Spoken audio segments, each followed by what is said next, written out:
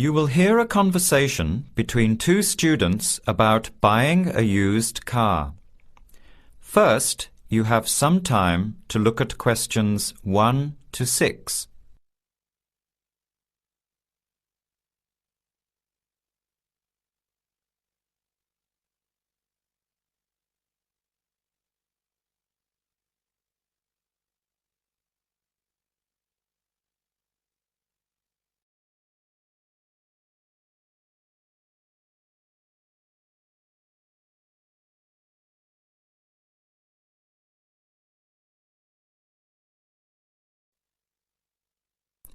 Answer the questions as you listen.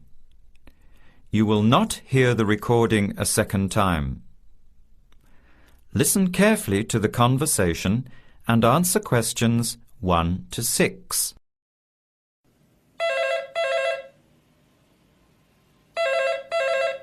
Hello. Hello. Can I speak to Eleanor, please? This is Eleanor speaking. Hi. My name is Jan. I'm calling about the car that was advertised on the notice board in the Student Union building. Is it still for sale? Yes, it is. Your ad says it's a 1985 Celica, in good condition. It's old, but it has been well looked after. My family has had the car for 10 years. I'm just the third owner and my mother had it before me, so we know its history. We've got all the receipts and records. It's had regular maintenance and the brakes were done last year. It runs really well but looks its age. Why are you selling it, by the way? Well, I'm going overseas next month to study. I'll be away for at least 2 years, so I have to sell it. Unfortunately, it's been a good car. You want $1,500, is that right? I was asking $2,000, but since I need to sell it quickly, I've reduced the price. Would you like to come and take it for a drive? I don't live far from the university. Yes, I'd like to have a look.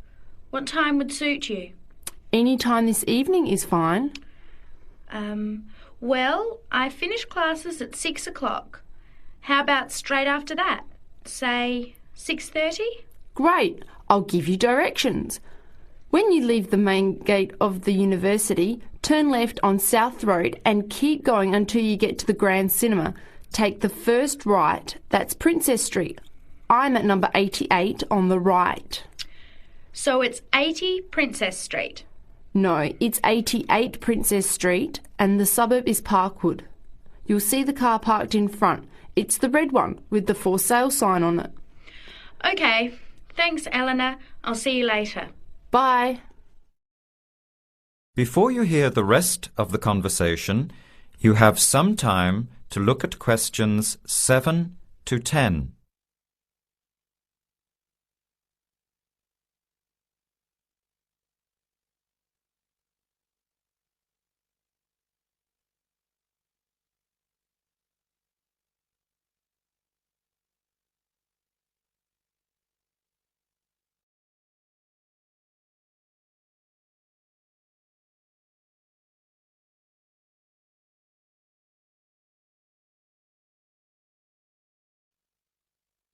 Later that day, at the university, Jan meets up with her friend Sam and tells him about the car.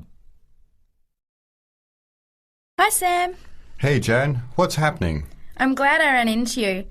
I've decided I have to get a car. You're going to buy a car?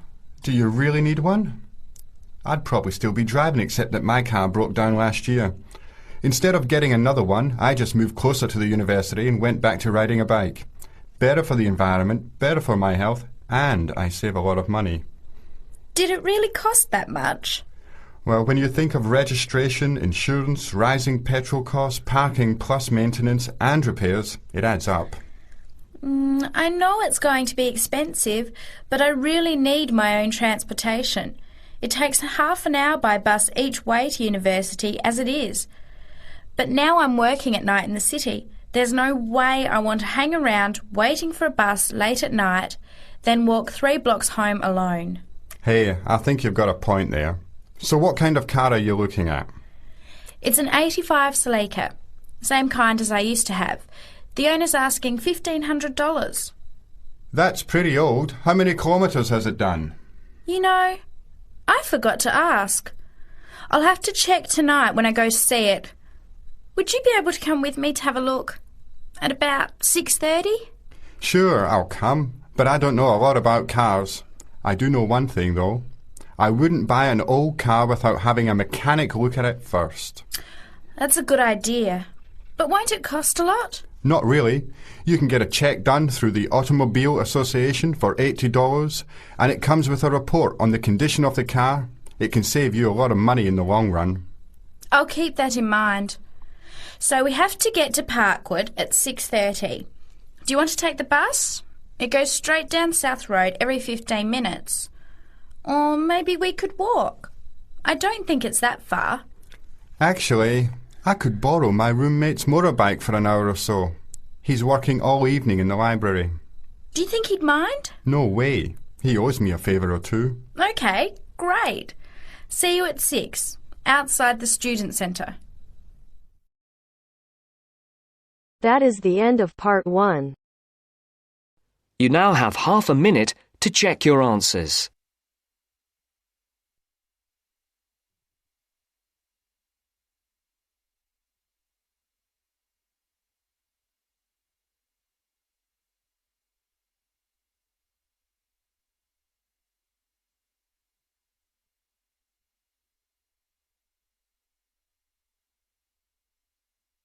Now turns to part 2.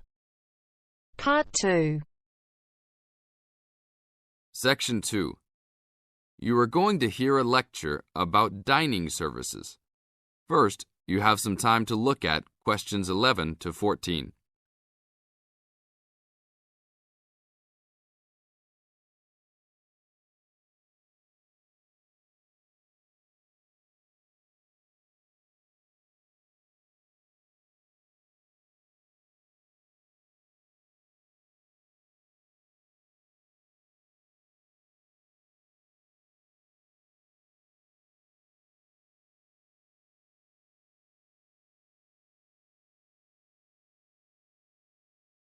Now listen to the tape and answer questions 11 to 14. Welcome to the Dining Commons. This is the newest facility on campus, and I'm proud to say, also one of the best. I know that all university students miss eating home-cooked food. Well, this year, we are hoping to provide students with food and services that will make you feel at home, even without your family. The administration has been listening to the voice of the students. Students gave us frequent suggestions last year as to how we could improve the university. One of the most frequent suggestions was improving the dining options. We have been working hard all summer to come up with ideas that will make student life in the dormitories more pleasant. One of the new options we are offering in the dining facilities is variety in student meals. Last year, there was a set menu for every dinner, so if students didn't like the food, there was no choice. Students had to eat whatever was served. But this new dining facility has 3 completely unique areas, each with a different theme. At every meal, there will be 3 options for students to choose from. For example, there might be Italian food at station number 1, which might consist of pizza and pasta. At station number 2, there would be American food, consisting of hamburgers and hot dogs. At station number 3, there could be vegetarian soups and salads, accommodating all the vegetarians. We hope that with the greater selection of food, all students will find something to their liking. Now look at questions 15 to 20.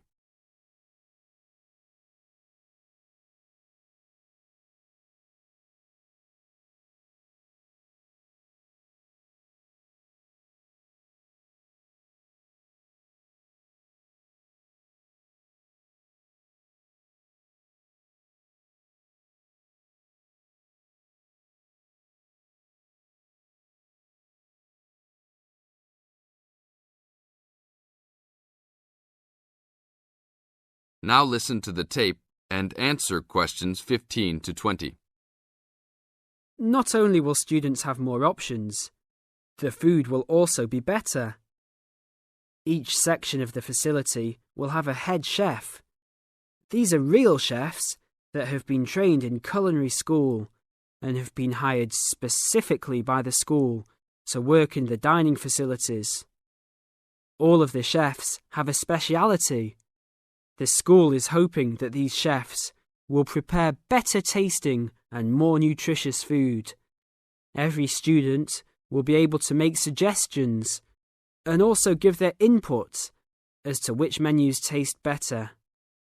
Last year, many students complained that the dining facilities didn't have very convenient hours. This year, we hope to change that. We will open for breakfast at 6 a.m. to accommodate all the early risers. In the evenings, we will open until midnight for all the students that like to go for a late-night snack. The afternoons will still remain closed, but we will have a student store open that will provide all students with drinks and fruit. The student store will be open every day from 2 p.m. to 5 p.m. Every student that has paid full tuition and dormitory fees has already paid for their dining facility fees. Students can eat at any time and in any amount for free. If you are a student that does not live in a dormitory, you can still purchase a dining facility card. This card will entitle you to the full services of the dining facility.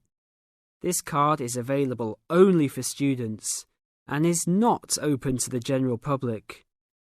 If you are not a student and wish to dine here, you must purchase meals at the door. There are a few rules to follow. Even though we do not limit the amount of food that can be taken, we do not want students to waste food. Please do not take more than you can eat. Also, every student must clean his or her own trays and plates. We will provide plates and trays for student use, but please do not abuse these items. Please do not leave your plates on the tables. Your parents are not here to clean up after you anymore, so I hope all students will be responsible.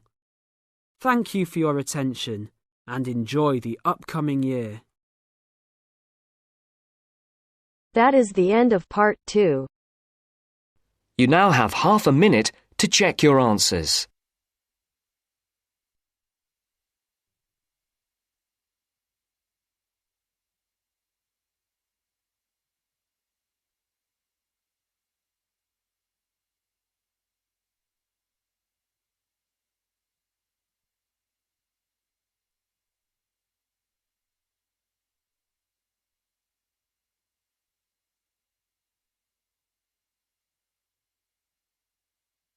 Now turns to part 3.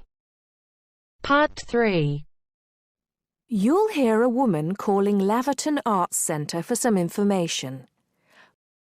First, you have some time to look at questions 21 to 26.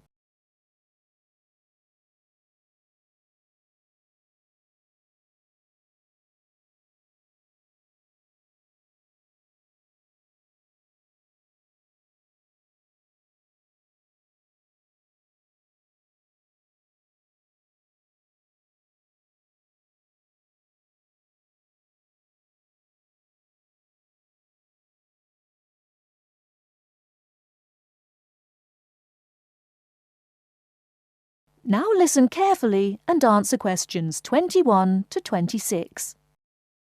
Laverton Arts Centre. How can I help you? Hello. I've been to the Arts Centre a few times recently, and I understand you have this scheme for regular visitors. The Friends of Laverton Arts Centre. Yes, that's right. I wonder if you could tell me a little about it. I mean, how much it costs and what benefits it offers, things like that. Certainly. Well, first of all, the good news is that we've recently changed the scheme. It used to cost £15 a year, but now it's free. All you have to do is fill in an application form. You can either come to the Arts Centre and do that here, or you can go to our website and apply online. And so what are the benefits of joining? There are actually quite a few. As a friend of Laverton Arts Centre, you'll receive a newsletter every 3 months with information on all the forthcoming events. That sounds useful. You also get priority booking for shows and concerts in the main theatre. Can you explain how that works exactly? Yes. What that means is that when tickets go on sale, for the first 2 days they're only available to friends of the Arts Centre. So, as long as you book early, you can make sure you get seats. Great! Do you ever offer discounts to friends of the centre? Under the old system, when you had to pay to be a member, we did. Under the new system, there won't be any discounts for shows in the main theatre or films at the Arts Cinema. Having said that, we will be offering some discounts to members for performances in the small theatre. There'll be information about this in each issue of the newsletter. I suppose I can find that information online as well, can I? Absolutely. Actually, we're redoing our website at the moment. Right now, there actually isn't a special section for Friends of the Arts Centre on the website. Once the site's been redesigned, there will be. You'll be able to put in your username and password and enter a special section just for you. It sounds excellent. Are there any requirements, though? I mean, as a member, do I have to do anything? Yes, sorry, I forgot to mention that. There are no formal requirements at all, though obviously we have this scheme to encourage people to attend events here regularly.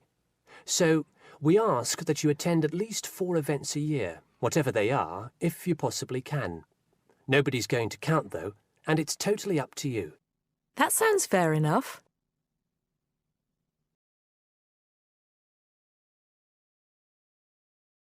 Before you hear the rest of the talk, you have some time to look at questions 27 to 30.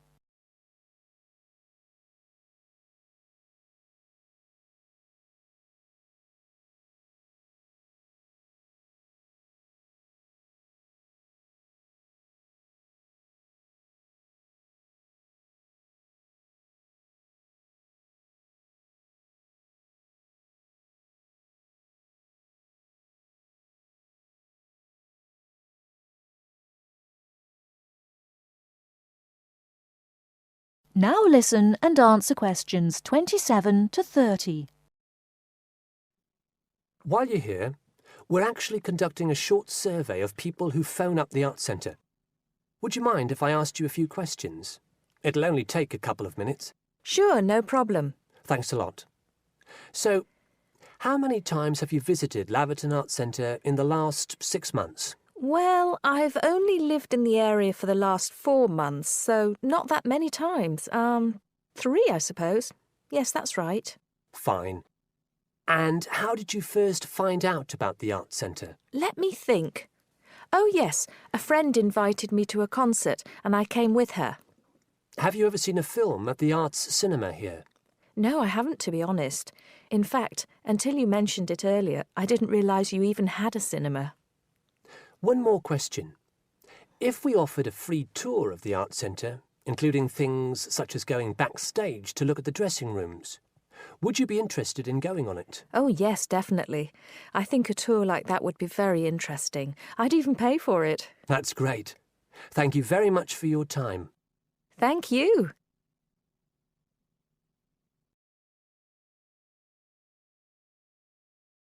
That is the end of part 3. You now have half a minute to check your answers.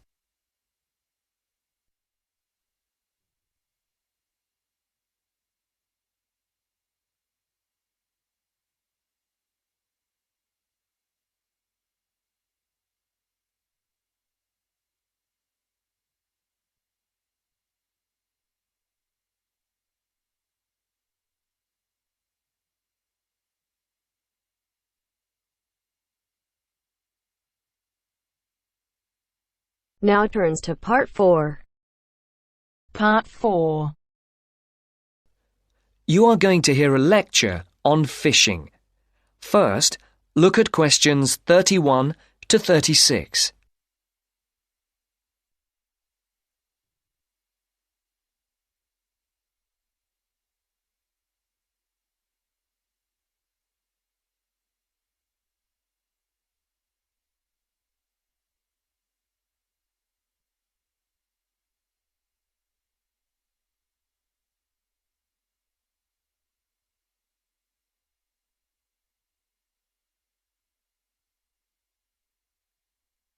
As you can see, there are 4 alternative answers, A, B, C and D, for each question. Decide which alternative is the most suitable answer and circle the correct letter. Good morning again, ladies and gentlemen. And in case you've forgotten, my name is Dr. North from the Marine Habitat Research Unit at the university, and I'm going to continue from the lecture that I gave a fortnight ago on humankind's relationship with the sea from a historical point of view, and also on attitudes to different types of fishing. In today's talk, I would like to focus on the current problems in the fishing industry in Europe, and in particular, the present scarcity of marine fish. As with the last lecture, I've placed a book list, a few relevant articles, and a copy of this lecture on the department website. A statistic to begin with.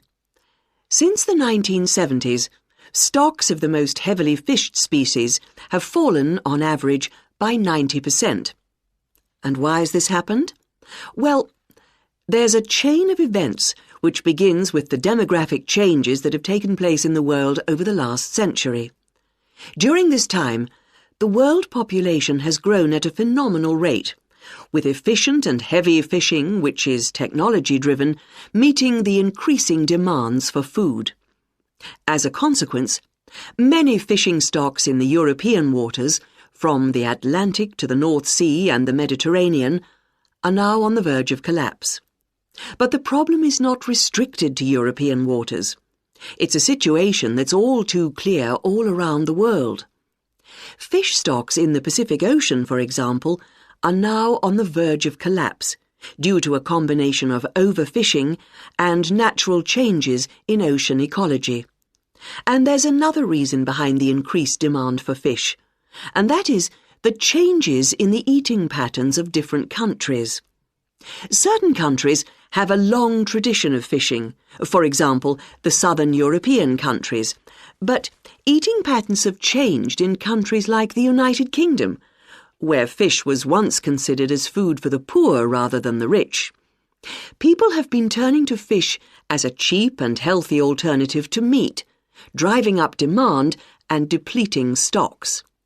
Food scares like BSE and foot and mouth disease have also driven people away from eating meat, which again is invariably replaced by fish. Before the speaker continues, look at questions 37 to 40.